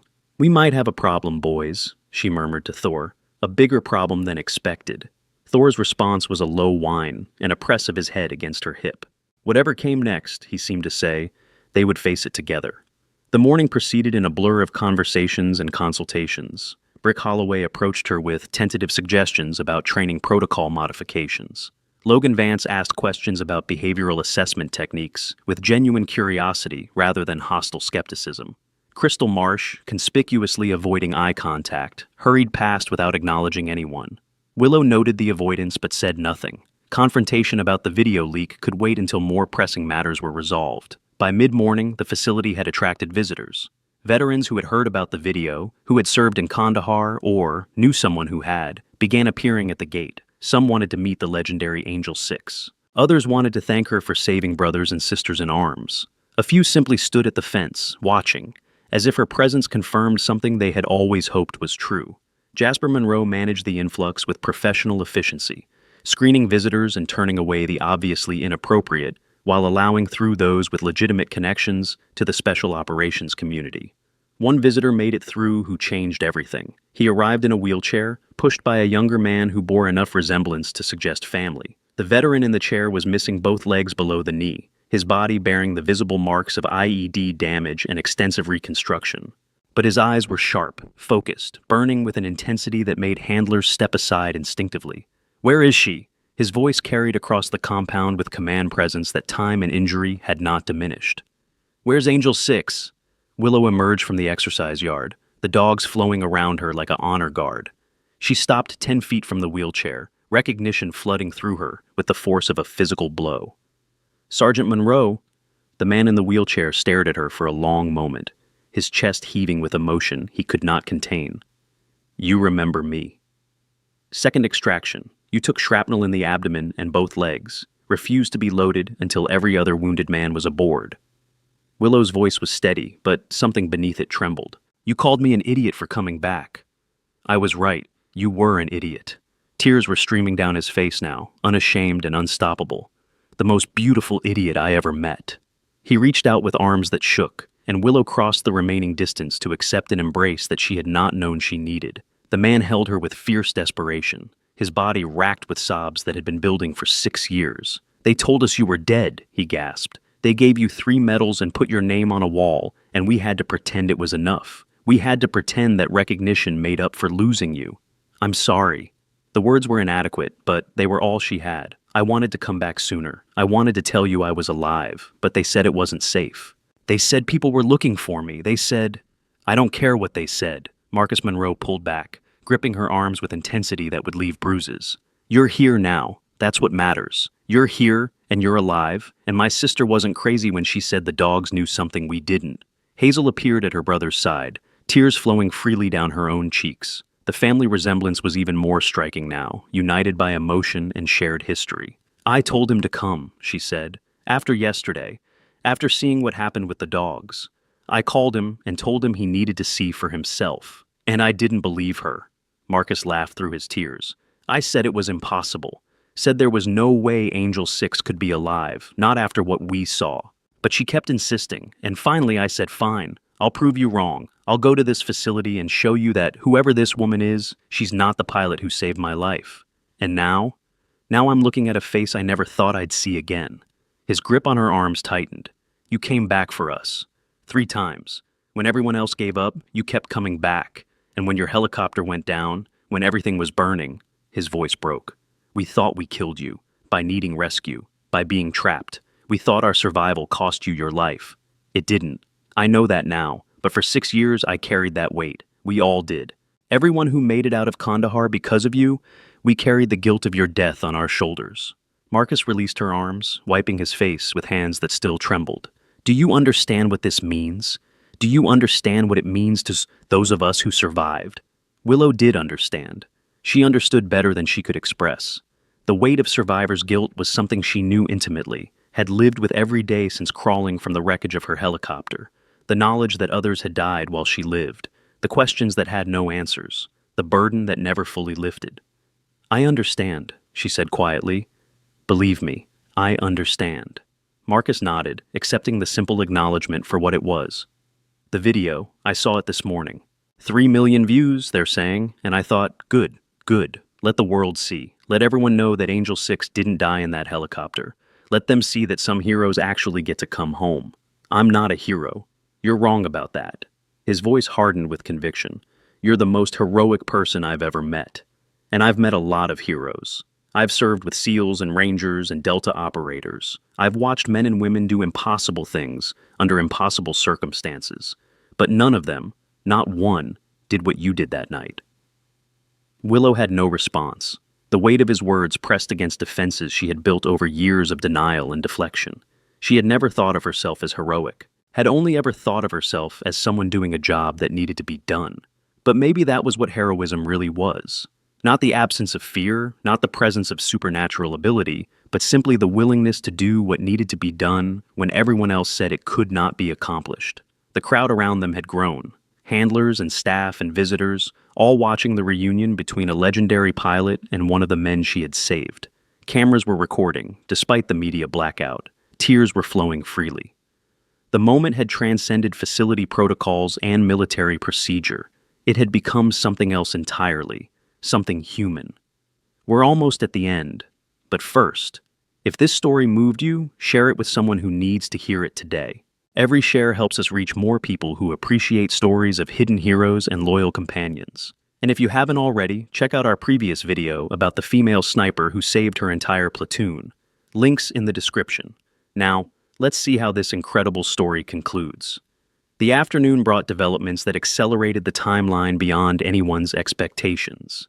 Admiral Richardson arrived in person, his 3-star presence transforming the facility into something resembling a command post. He spent an hour in closed-door meetings with Solomon Crawford, emerging with an expression that suggested decisions had been made at levels far above their pay grades. Miss Hayes. The Admiral found her in the exercise yard, surrounded as always by the dogs who refused to leave her side. We need to talk about your future. I've been thinking about your offer. Good. Because circumstances have changed. He sat down on a nearby bench, his movement carrying the weight of authority and years of responsibility. The video has forced certain conversations that were otherwise proceeding slowly. Congressional leadership wants answers. The intelligence community wants explanations. And frankly, the public wants a hero. I'm not comfortable being a public figure. I understand, and I'm not asking you to become a celebrity. The Admiral leaned forward, his eyes intense. But I am asking you to consider what your story could mean to people who are struggling.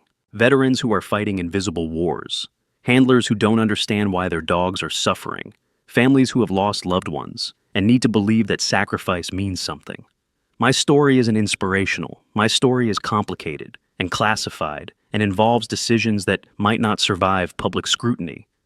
Every hero's story is complicated. That's what makes them heroes instead of myths. The Admiral paused. I'm offering you a choice. Option 1, we bury everything. You go back to being Willow Hayes, anonymous civilian, and hope that whoever wanted you dead doesn't find you. Option 2, we bring you into the light, control the narrative, make you untouchable by making you too visible to eliminate quietly. Those are my only options? Those are the options that keep you alive. His voice softened slightly. I've read the classified files, Miss Hayes, all of them. I know what happened in Kandahar beyond the official reports. I know about the intelligence failures that put those SEALs in danger.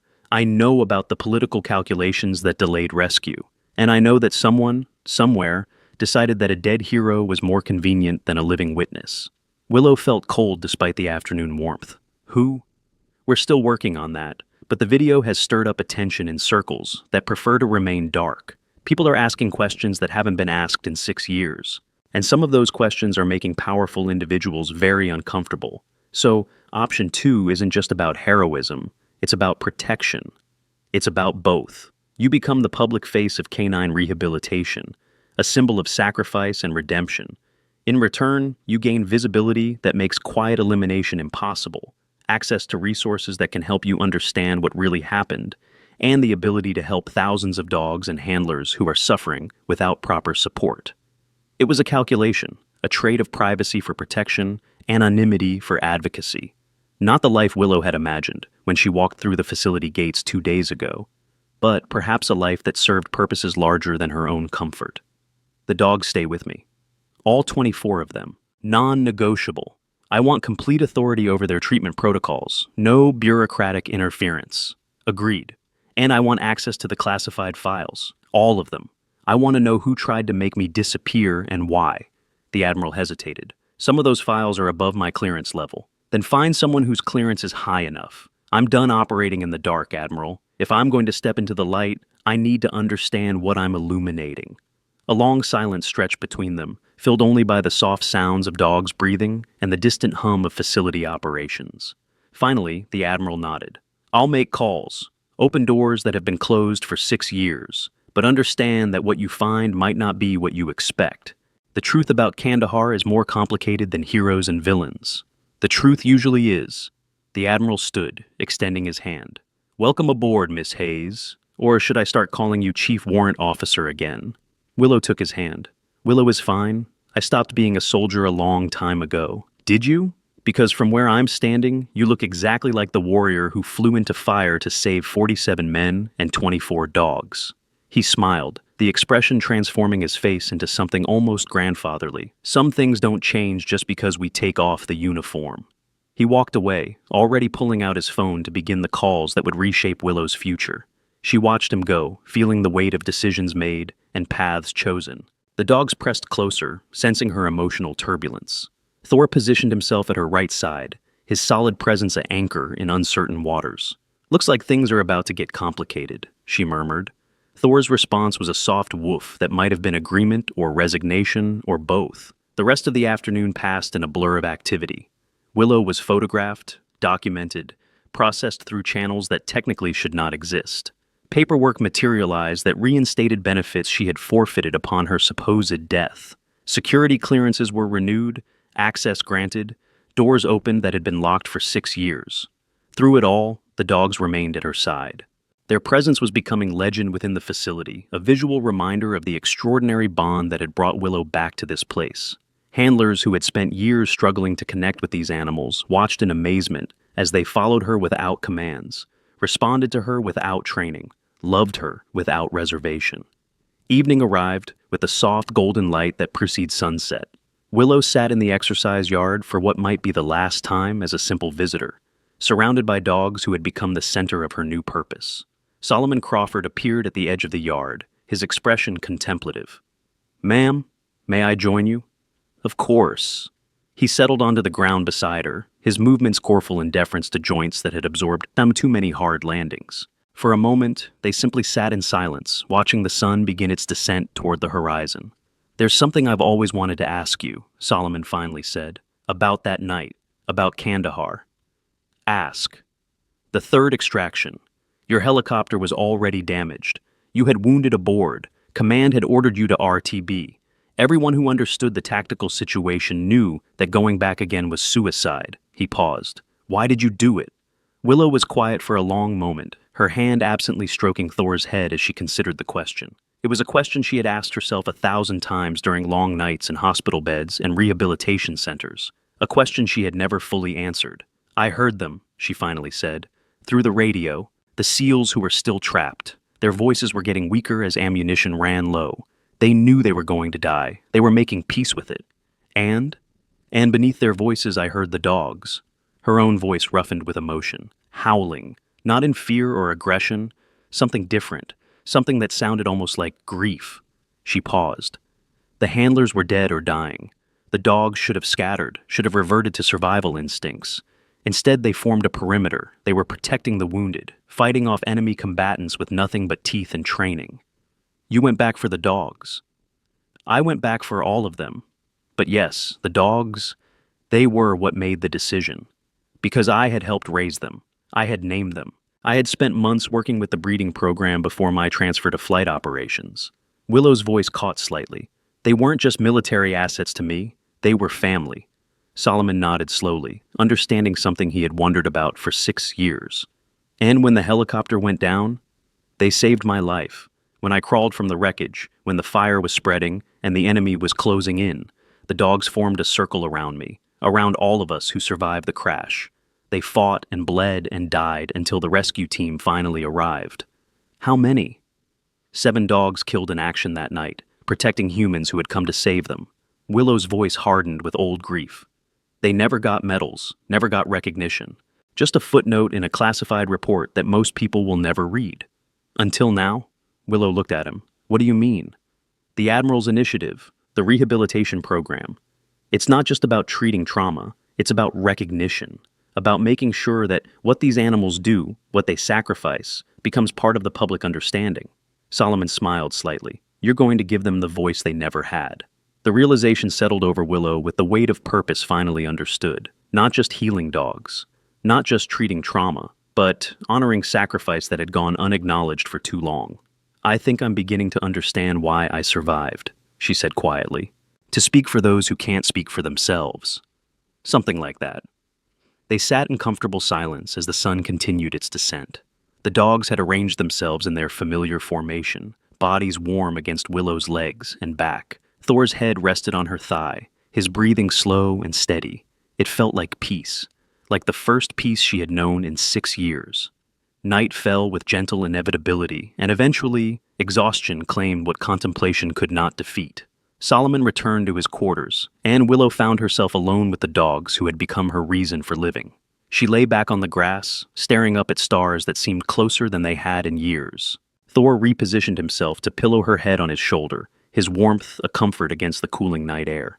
"We did it, boy," she whispered. "We found our way back to each other."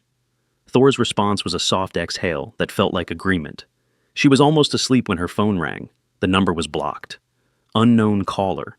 Every instinct Willow had developed during her years in the shadows screamed warning. She answered anyway. Silence on the other end, the kind of silence that exists between breathing, heavy with presence but empty of voice. "Who is this?" More silence. Then, finally, a voice that stopped her heart. "Angel 6, I know you're alive."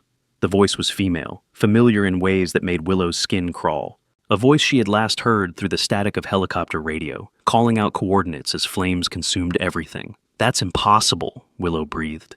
"You died. I saw the helicopter burn. I watched."